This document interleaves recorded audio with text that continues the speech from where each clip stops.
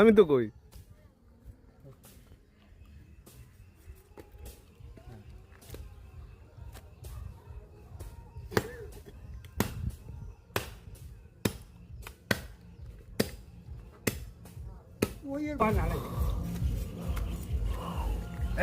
আমি এডি আলাদা করেন, এটা 7টা করেন, ঠিক আছে?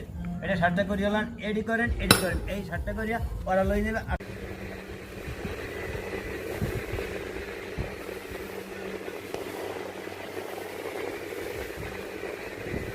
কোরবানির মাংস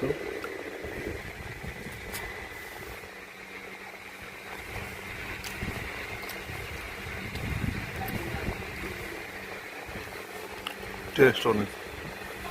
কোরবানির মাংস মধ্যে কোনো মাংসই না।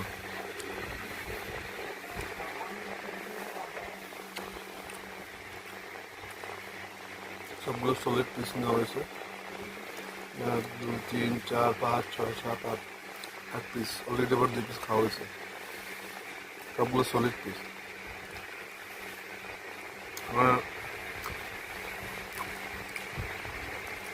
যে গরুটাকে সকালবেলা দেখলাম তার এখন বুঝতে পারছি আরে কতটা খারাপ।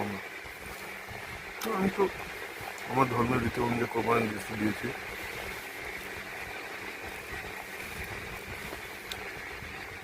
অনেক টেস্ট। অন্যান্য সময় যত গরুর গোস্ত কিনে খাওয়া হয় তার থেকে